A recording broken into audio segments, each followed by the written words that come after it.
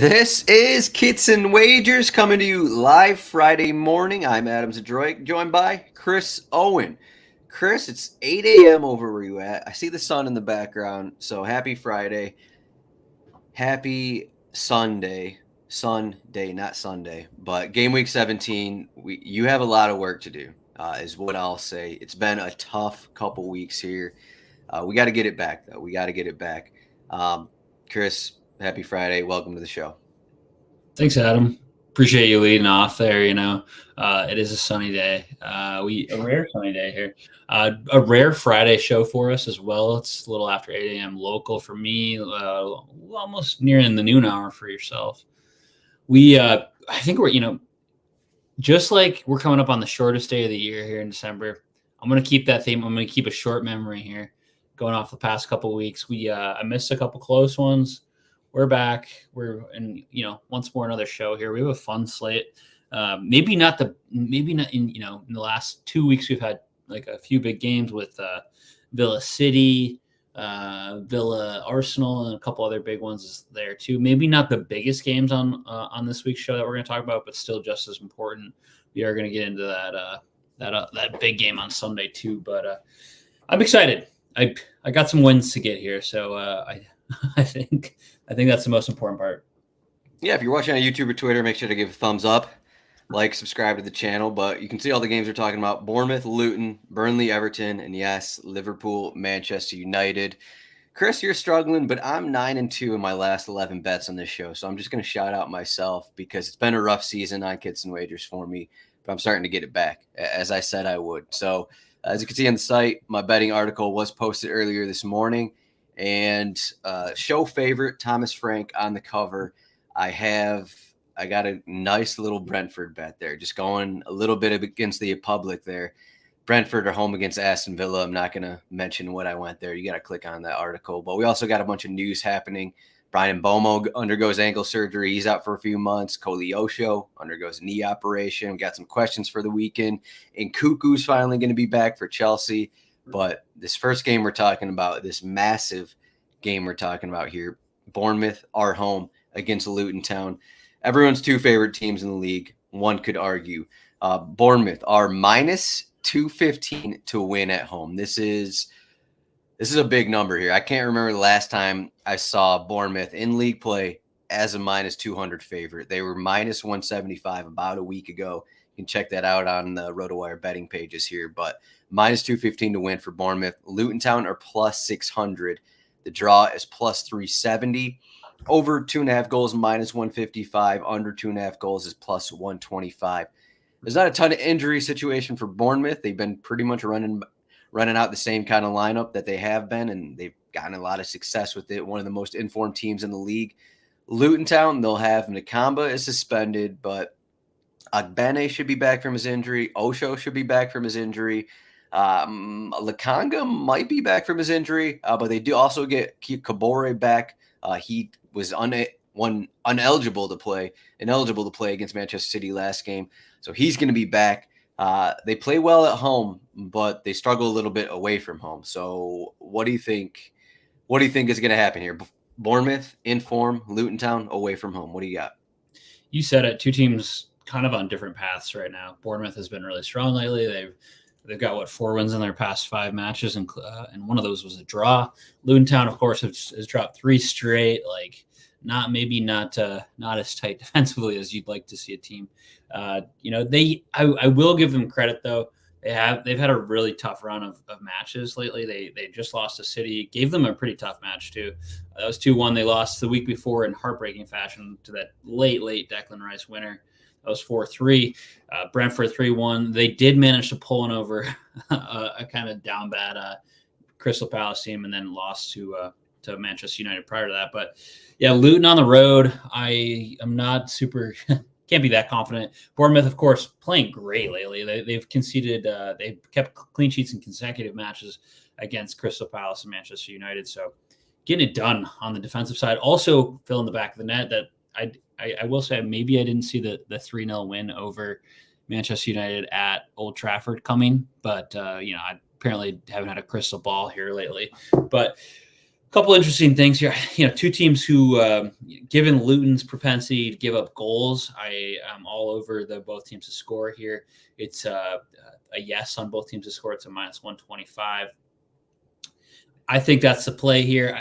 I mentioned that Luton Town given up a ton of goals. They've given up, 7 goals in their past. Or no, sorry, 9 goals in their past 3 matches, all losses.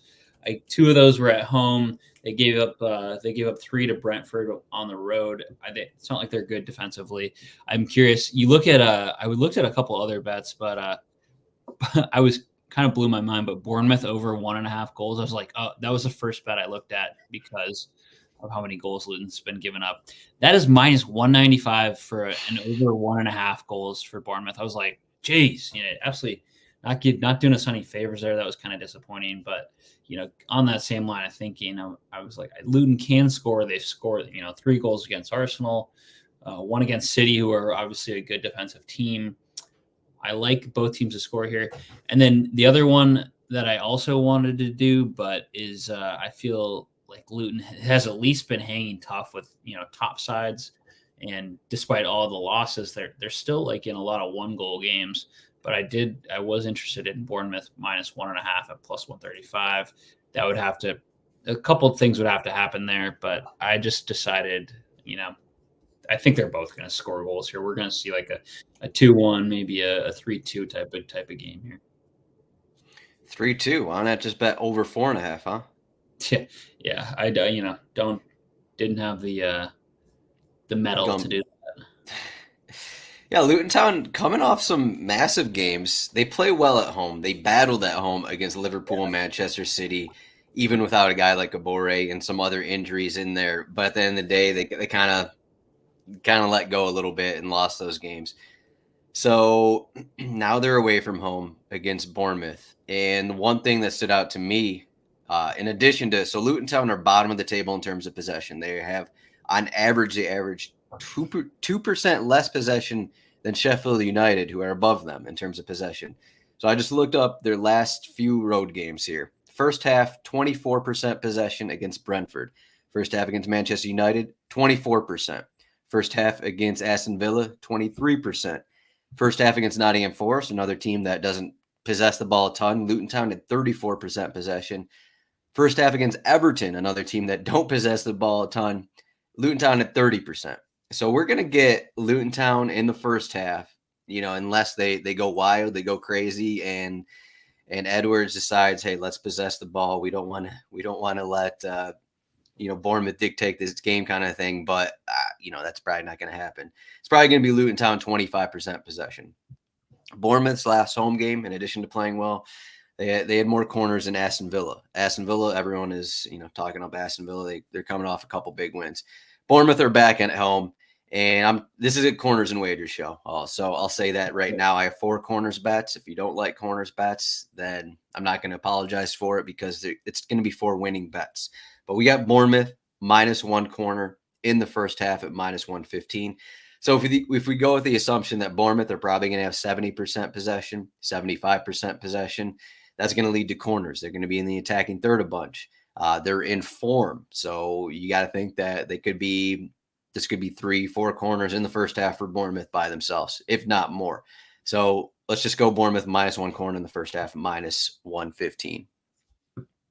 I think you told me before the show you have another corner bet in this game, though it maybe doesn't correlate with mine. I was just going to mention this because, good to look, but on the handy dandy RotoWire cheat sheet, you can look at corners conceded per team over 90 minutes, and Bournemouth concede the 3rd most amount of corners per 90 minutes for a team in the Premier League. They're giving up 6.5 corners a game. Over on DraftKings, you can get, I think I looked last night, so I guess this doesn't matter too much, but the over 3.5 corners for Luton was -140. Now I look now, and it's over 4.5 corners for Luton, and that's +140. So you know 1 more corner, but better odds. Bournemouth giving up, averaging 6.5 corners conceded per 90 minutes. So kind of something worth considering there. But you did, the scary part of that is you did mention how little possession Luton Town typically get. If it was 4 corners instead of 5 corners, I would feel a little bit better. I mean, you're losing odds there, but they're kind of minus 140 is a bit different, but yeah, I would consider that if you were looking for another corners bet to tack on there. Yeah, I'd say if you want to do a Luton Town corners bet, I would say in the second half, because a lot of these games, it seems like they're just kind of run out of the stadium a little bit in the first half. And then in the second half, they have a team talk and they just play a little better. They attack a little more. They have a few more corners. Just in comparison, Crystal Palace had 3 corners home against Bournemouth, and then another Sheffield United at home against Bournemouth. They had 4 corners. Just in comparison, kind of somewhat like for like teams. So I will throw that one out there. But I will say, if we're both thinking, Bournemouth probably going to win this game and they're at home, maybe they score first. Maybe they get a goal or 2 in the first half. And then it's kind of one of those situations where Bournemouth don't have to press as much in the second half. They don't have to play the same. They're up a goal or 2. Luton are pressing a little more in the second half. That's when their corners are going to happen. So I think if you want to look at corners, maybe look at the second half for Luton Town. Good call. Next, both teams keep up with a lot of corners either way, so they're both in the top. I think top 8 of corners conceded. So a little bit to consider. The next game we're talking about, the game of the weekend, I think you called it. We got Burnley. We got the Sean Dyche game, Sean Dyche Bowl. What do we want to call this? A Sean Dyche Bowl doesn't feel quite right, but that'd be a very Americanized version of. No, yeah, I was thinking that just as I said it. But Burnley are at home against Everton. The Dyche duel is what we'll call it. There we go. There we go, Adam. Dyche duel. We got Burnley are at plus 255 to win. Vincent Kompany's Burnley. Everton are plus 115 to win. The draw is plus 240. Again, the line movement you can see has changed a bit because Everton having a little more success than earlier in the season. Everton went from plus 140 to win to plus 115. And then Burnley, again, this is in the past week, Burnley went from plus 190 to win to plus 255 where they currently are. So clearly money's coming in on Everton with a few more wins for them. The over 2.5 goals is plus 105. Under 2.5 goals is minus 125. Injury situation. So we're going to get Nathan Patterson probably at right back for Everton. Ashley Young's out. Seamus Coleman's out. Jared Branthwaite is suspended, so probably Michael Keane playing center back again.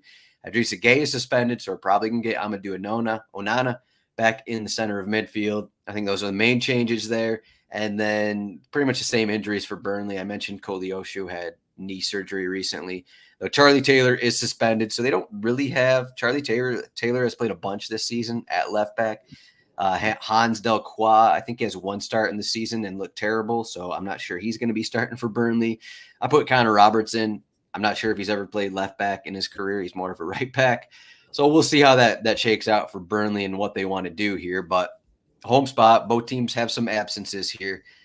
So you think Dyche gets the better? They're a little bit in form. I would say the one thing about Everton.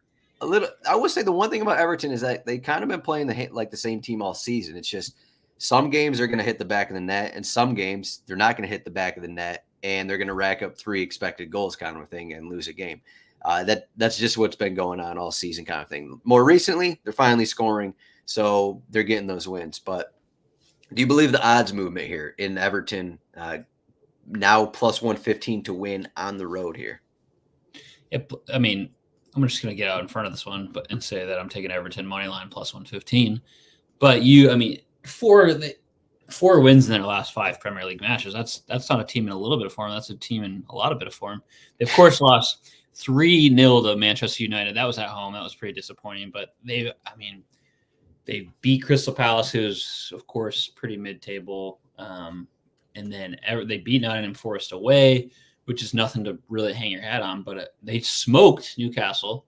That was at home. Then they beat Chelsea 2-0. They've kept a clean sheet in 3 straight matches. They've been playing really strong defensively. And, of course, Burnley, to start the season, they really had a tough run. I mean, at home, they had a bunch of tough teams. I think they started the season with Manchester City and then played a couple other top sides. But Burnley at home hasn't been that great. They've been giving up quite a few goals. They currently have 20 goals conceded at home.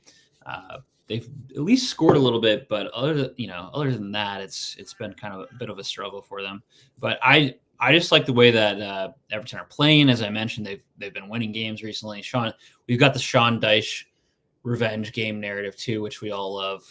I think Everton's win this one. I know you mentioned a couple injuries.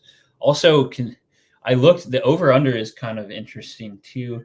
I don't know what to take here, just given how well that Everton have been in terms of conceding goals lately. But the over 2.5 is at +105. You look at some of their previous matches here too, as well. In I think the past 5 matches, it's been over 2.5. I mean, they did play earlier in the season, but that was in the League Cup, so it's kind of tough to gauge that one. That was 3-0 in favor of Everton at home. But prior to that, and this is, obviously goes back another season because Burnley were not in the league last year, but 3-2, 3-1, 2-1 in the previous 3 matchups there. So there's been quite a few goals, but I think I like Everton as like a 1-0 or 2-0 win here. 1-0, 2-0. You don't believe in Burnley to score at home? No faith in Vincent Kompany here? No faith in Jay Rodriguez, Johan Berg Gudmundsson, legends of the Premier League? Do I have faith in – no. No, I don't have faith in them. I'm going to stick to my guns there and say no. Are you worried that Everton have 2 new starters on the back line here if you're projecting a clean sheet? I mean, definitely a little concerning there, but I got a good setup, man. They should be fine. All right, here we go. Corners and wagers. So you mentioned that last game. I didn't even look at that last game, but I just pull up the numbers on that last game when they traveled. Both teams are pretty much, for the most part, almost A squads for these teams. Guys like Danjuma got a start for Everton. And then Burnley's back line looked a little different at that point. But of note, in the first half, when these teams aren't really playing off of the scoreline, Burnley had 61% possession, 3 corners. Everton had 1 corner. So when I looked at this bet, I think I made a mistake bet last week when I bet Everton corners. But Everton are near the bottom of the table in terms of corners.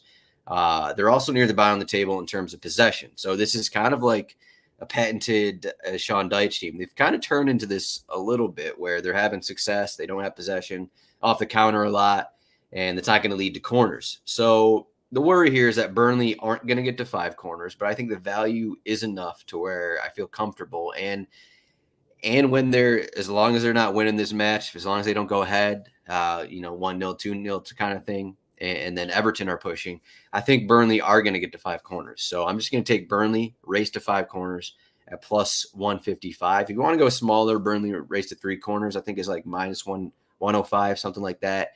Burnley maybe plus 0.25 corners in the first half isn't also in play. I just like the value a little bit here.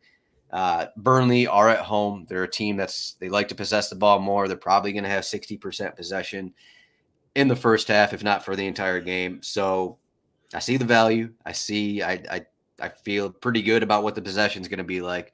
So why not just bet on the corners at +155? So another bet that I like a decent amount here. Corner Does bet. 5 corners feel like a lot or no?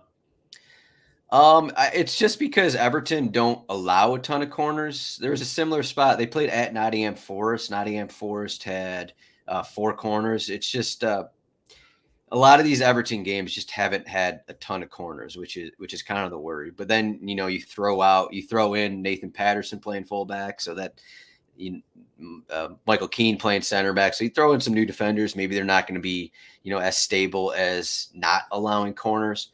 Pulling up the numbers here in terms of corners allowed, I guess Everton are middle of the table. They allow 5.44 per game. So I guess you can look at it like that. But I just think that, I don't know, they're not going to have possession. And 5 corners isn't a lot. No, I would say. But Everton's recent games, there hasn't been a ton of corners outside of, I guess, was it the Manchester United game? Maybe something like that, where they got to 10 corners and Manchester United had 1 or something because they were up 3-0, something like that. But what do you think? Burnley race to 5 corners? I think 5. I know you're betting Everton money line, so maybe you just have no faith in Burnley here. No. I like where your head's at on this Burnley corner spot, but like peripherally, you could go race to 3 corners, which is -105 for Burnley too. I mean, a little bit different. Maybe you think Everton are going to get in there early. I just want more money. I want more money for the fans. That's my goal. Yeah, I understand that. That's fair. I'm just giving a couple other options here. You could also parlay the race to 5 corners with the Burnley over 4.5, which is -110 if you really wanted to go and grab a little extra money too. So, I mean, you consider the race to 5 over the 4.5. Maybe you even throw in the race to 3 too. But honestly, if you want to go wild, if you think, let's put together a single game parlay. Let's say Everton money line first half, Burnley race to 9 corners. So we have the entire game is 1-0, but Burnley are going to rack up 10 corners. You're going to get like plus, I don't know, 800 odds, something like that. So that's I mean, it's plus 1,000 for Burnley to 9 corners. There you go. Then throw in like Everton first half money line. I mean, this is how you build single game parlays. We're just making you rich here with building these out for you. We're putting in the work. Exactly. That's what I'll say. All right, we'll get here. Liverpool home against Manchester United. So we got 4 games on Sunday. There's a game Friday. There's a game later today after we're talking. Nottingham Forest host Tottenham. We're not talking about that one, but here we go. Liverpool home against Manchester United. This is what everyone came for. Just kidding. As I said, everyone loves Bournemouth and Luton Town. But Liverpool -310 to win. Again, another game where the odds have moved a lot. Probably since Bruno Fernandes got his 5th yellow card and is suspended for this game. So Liverpool -310 to win. They were -245. Manchester United are now +700 to win. The draw is +500. And unsurprisingly, goals are expected. We have over 3.5 goals is -120. Under 3.5 goals is -105. So as for Liverpool, I think they're mostly fine with what they've dealt with. McAllister is going to be out for maybe another week or two. Otherwise, all these guys have been out for some time. Bruno Fernandes is suspended for Manchester United. They have a few more questions. Marcus Rashford has been kind of a lot of weird absences is what I'll say for Rashford. Missed midweek with an illness, missed recently another prior match. He might be available here. Luke Shaw left Tuesday's match with a hamstring issue, but he trained Friday. So it seems like he might be ready to start again. Otherwise, at center back, we'll see about Lindelof, but projecting Johnny Evans and Rafael Varane to start at center back, assuming, Luke Shaw doesn't get to start there again, kind of a thing. So as we can see on this list, if you're watching on YouTube or Twitter, there's a lot of names on this Manchester United list. And then you throw in the Bruno Fernandes suspension, and maybe the lineup's going to look a little different than what we've seen. But overall, Antony's healthy, Garnacho is healthy, Højlund is mostly healthy. So those front 3 attackers, probably outside of Bruno Fernandes, those 3 guys have been their best, most creative players this season. So you are the Liverpool guy. No McAllister in there. Endo probably started for him. They rotated a bunch Thursday, so that's not really a worry there. What do you think here? -310 is a pretty big number. They won this spot, 7-0 last season. Do you think it's going to be a repeat, 7-0? Do I think they're going to put up 7 goals? Probably not. We're back to talking about Liverpool. So, and that's really what I needed to get back on track. I think I've been trying to avoid betting on them, and you got to go with what you know. Johnny Evans and Rafael Varane at center back is certainly an interesting rollout there for United. It feels weird because United I don't think they've won at Anfield in 7 years. I was reading recently, it just feels like this is a tough spot for Liverpool's rested. I think the only starter that played on Thursday. Konate started. Yeah, it was Konate in their loss in the Europa League. So that, they're well rested. They had a full week of training. I think a lot of those players I don't even know if some of them didn't even make the trip, but they're rested. They're in a pretty good way. Like Endo, maybe not as preferred as McAllister in the middle, but I think they should be fine. They're playing well. I think Newcastle are the 2 best teams at home. Maybe City's in there too, at least. I know defensively those are the 2 best teams at home. But let's focus on last year I'd made the same bet. I think I took Mo Salah and it hit. 7-0. Mo Salah, anytime goal scorer, Liverpool money line at home. Just it feels same game parlay here too. So you're kind of you don't quite. I think it was Salah is minus 140 or minus 145 as an anytime goal scorer. So I think you got minus 135 if you just bet it by itself. Yeah. So looking at his track record, Salah against Manchester United, he has the most amount of goals against any team against United. He scored 12 goals. He's provided 4 assists in 12 matches against United in his career. So, thinking along those lines, I'm taking him to score at least 1 goal and Liverpool to win here. United haven't won at Anfield in 7 years, as I mentioned.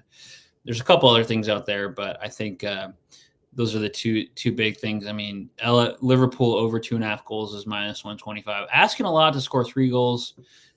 Both teams to score. No, Liverpool's actually had quite a few shutouts at home recently. So I don't know. What do you think? What do I think? Yeah, I was going to say earlier in the week when we were talking about games to cover, we were like, obviously we're going to get this one. You're like, solid to score. I don't even need to look at the odds. So you stuck there with the Liverpool. You just had to get better odds there. You threw the Liverpool money line in with Salah anytime goal scorer. So, I mean, it's hard to say. I think Manchester United are going to, win or have a good chance here. They're coming off 3 straight home matches, and one of those home matches with 3-0 result against Bournemouth. They had Bayern Munich earlier in the week, that 1-0 loss, which kicked them out of Champions League. And, I mean, you have these games. You have Eric Ten Hag in, precarious spot. He's kind of what I've been seeing for the past 2 weeks. I think he's kind of level with Steve Cooper in terms of the first manager to be fired. We'll see what happens with Ten Hag. Is he going to get anything from this Manchester United team? That's going to be the question here. With no Bruno Fernandes, maybe taking Bruno Fernandes out of the lineup, maybe that gives him a different mentality. I don't know. There's always questions about Fernandez's the mentality and the way he acts on the pitch kind of thing. So I don't know. Maybe take him out and that gives him something else. It seems like club captain. Yeah, probably not going to happen. No, that's Maguire. Is Maguire? No, Maguire was removed. I'm not sure who it is. Fernandes now? I can't remember. Casemiro, if he would be in there. I don't know if Luke Shaw. I don't know. I know Maguire was removed of captaincy over the summer because he was rumored. Yeah, he was supposed to go somewhere else. Okay, Fernandes is cap. Maguire is rumored to be going somewhere else, and now all of a sudden he's Manchester United's best center back again. So it's been a weird turn of events there. So as I was saying, Manchester United back-to-back or 3 straight home matches. The last time they were on the road was the 1-0 loss against Newcastle, where they didn't really show anything. Before that, it was the match against Everton where they needed a Garnacho goal of the season, basically, to get a lead and then kind of build on that lead. So what are we banking on for Manchester United? I will say between us, in terms of our records, I'm still undefeated in my Manchester United bets this season. So I'm going to keep that going here. As I said, corners and wagers. I got Liverpool minus 1.5 corners in the first half, minus 110. Liverpool at home has been one of the best things pretty much all season. Granted, they just gave up 3 goals against Fulham. But I think Liverpool are just going to be kind of on the front foot from the start here. I think they're just going to really go for it. I don't think Klopp's going to, sit back and take this one easy. That's not really how they play anyways. But you look at Manchester United, I just pulled up some of these corners allowed numbers. They're the 4th worst team away from home, allowing 7.57 corners per 90 minutes away from home this season at 7 matches. So minus 1.5 corners in the first half here is minus 110. I think we could get like Liverpool 4-5 corners in the first half, and then maybe Manchester United get 2 or 3 kind of a thing. Or sorry, 1 or 2 kind of a thing. So if that's what I'm thinking, I'll just take Liverpool minus 1.5. And then we don't have to worry about maybe it's 4-0, late in the second half. We don't have to worry about, okay, maybe Liverpool don't get any corners in the final 20 minutes and then Manchester United get a few or something like that and they're pressing kind of thing. This is why I do the first half bet. So Liverpool minus 1.5 corners in the first half, minus 110. Chris has Liverpool money line with Salah anytime goal scorer at minus 115. So here we go. What? Give me a scoreline here. Give me a scoreline for Liverpool. I'll let you go first. Actually, 3-0. you're going with this clean sheet. Yeah, I am. I was thinking 4-1 is what I was What thinking. what I would prefer is if they go Simicas out left and then Gomez at right, and then they just keep Endo on the bench and put Trent at the 6. That would, I mean, they've essentially been doing that in the second half of the last like 3 matches. Yeah. Where they bring Gomez on or one of the two on and then move Trent into the midfield. Why not just do that from the jump?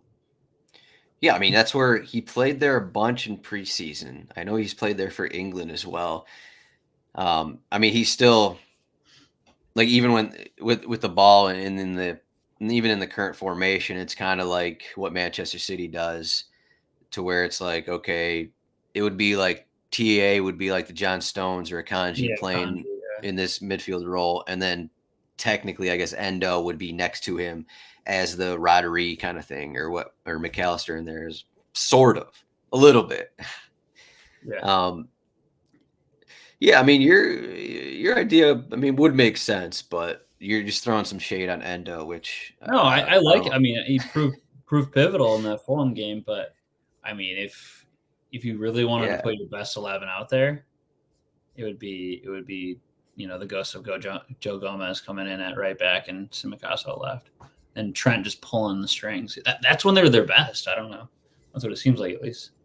Ghost of Joe Gomez. I think he's only 26 years old. It feels like he's like 36 years old. Joe Gomez is 26? I think so. That is surprising. He is 26, yeah. There you go. Just getting into his prime right now. Yeah, it does feel like he's been around a while. Did he sign a new contract recently? I feel like he was on his way out, or maybe that was Simicas, one of those guys, just like signed a new contract over the summer or something. I was like, oh, I guess he's going to stay at Liverpool, kind of a thing. So, yeah. Team Parlay. Yeah.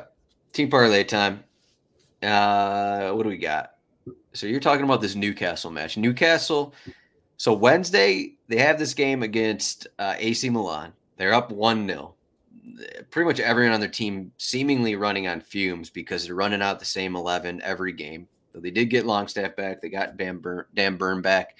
Kieran Trippier is suspended for this one. Anthony Gordon picked up a hamstring issue. We don't know his exact status, but they're unfortunate to go from this Wednesday to Saturday match here, that they're not playing Sunday. So kind of running on fumes here, but they are home.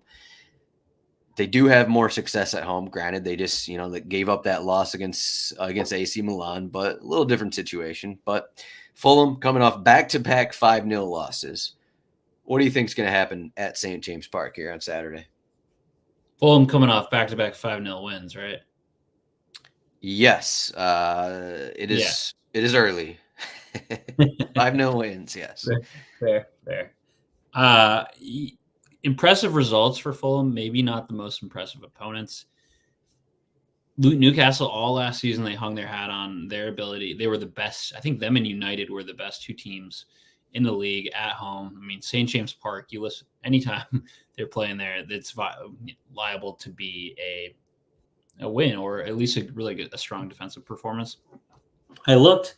They are still, again, same deal as last season. They're the best team in the league at home defensively. They've given up 4 goals. 2 of those came in the loss to Liverpool. I looked, and then the other one was 2 weeks ago against Chelsea. They gave up a goal, and then the other one was a goal against Aston Villa very early in the season. That I think they won that match 4-1. So they've been incredibly strong at home. Despite Fulham playing really well recently, I believe too much in Newcastle at home. I think they probably, and despite them being kind of gutted from an injury and suspension perspective, I still think they are just too strong at St. James Park to give this game away. I like the Newcastle money line. For my end of the parlay, it is minus 115. Oh, it went down a bit. So minus 115 last night is minus 120. Get in on that. I think that's my bet for the parlay. But if you wanted to go to keep a clean sheet, that would be a fun one to consider. I like it. Newcastle at home. I was going under the Fulham assumption that playing at Craven Cottage is giving them a lot of boosts. That's why they won these 5-0 matches, though. They did get those 3 goals against Liverpool, and they probably maybe should have got a point against Liverpool. So, that part is a bit worrying, but I do also wonder if removing Trippier from the lineup actually helps them defensively. So I don't know how many goals he's been at fault for the last few matches, but it's at least 4 that he's been at fault for. And I can't remember exactly what happened on Tuesday or Wednesday, but he may have been at fault for one of the early goals against Rafael Leao at one point there. But I think actually, he's one of the best crossers in the league, one of the best set piece takers. But I think maybe removing him may actually help defensively. So, and then you're also getting Dan Burn back, who is probably their best defensive fullback that they have, since he's, has played a lot of center back throughout his career. So I think maybe that helps them here in this spot. And I think, they get a goal or 2 playing at home. And then instead of, letting go of that lead like they did against AC Milan, maybe they just hold on to it. Win like a 1-0, 2-0 kind of game. I agree with your bet there. So we got to finish on another corners game here, another corners bet here. I wrote about another corners bet in my article. Just a lot of corners, a lot of spots for corners. You got a lot of home favorites. You got kind of some odds that I like as well. I don't know, maybe the odds are turning in our favor in terms of betting corners, but I got Chelsea minus 1.75 corners in the first half against Sheffield United. This one is pretty self-explanatory. I've talked about possession a bunch on this show. Sheffield United are second to last in terms of possession.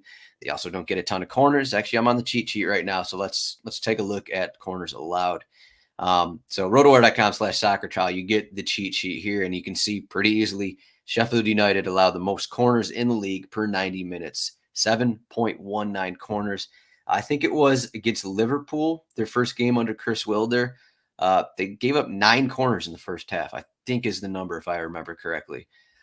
So Chelsea are a team that, get plenty of corners themselves, and they get possession a lot. So let's just go with another game where I think Chelsea can get 4 or 5 corners by themselves in the first half. And are Sheffield United going to get 1?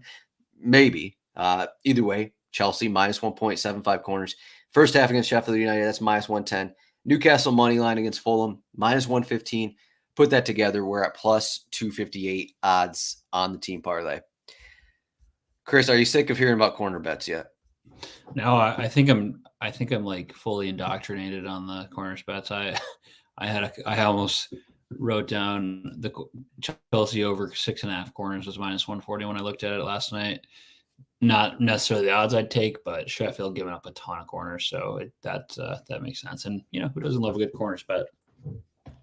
Well, I think someone yelled at us for giving out too many corners bet. I forgot where that was, but I cannot hear the haters. I can't. The most interesting game here, we're not talking about, maybe not the most interesting game, but Manchester City are at home against Crystal Palace. I just want to pull up this lineup here for Crystal Palace. They might get Tyreek Mitchell back at left back, so that may help a little bit. They had Nathaniel Klein starting there opposite Joe Ward. But so looking at the injury list, I don't think Edouard's actually going to be available. I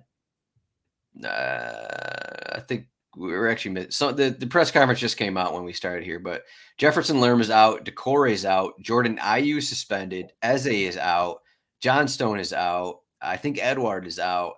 So we have all of these. They're going to get their third string goalkeeper in here because Dean Henderson's out. So that's Remy Matthews.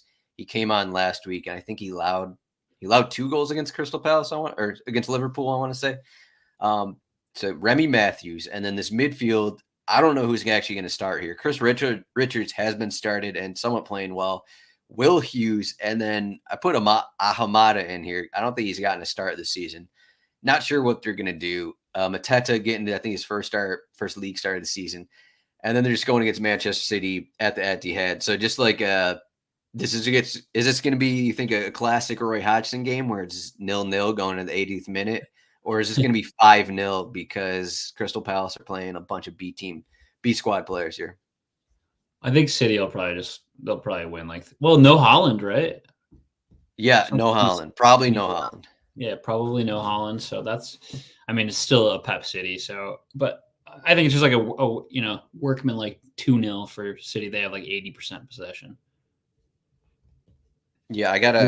Roy tries to sit in, but it just like they're too good. City's too good, too talented to like be phased at all by that. And yeah, I think that's how it ends up. Yeah, there's just so many questions about their midfield right now, and if Mitchell doesn't start, then it's Nathaniel Klein, taking on whoever, Grealish or Foden kind of thing. So, tough spot for them. But rotowire.com/soccer trial. Check out this FPL cheat sheet. Remember, use this as a guide. I have to remind Chris of this because he was bashing it. No, I'm just kidding. I was bashing it. Adam, pre-show we were talking a little FPL. Adam, doing great. I'm pretty middling. And I was like, well, it's because I'm using the cheat sheet. But the cheat sheet is good, at least for a couple things. You just can't use it as your, maybe you shouldn't pick your starting 11 every week from it.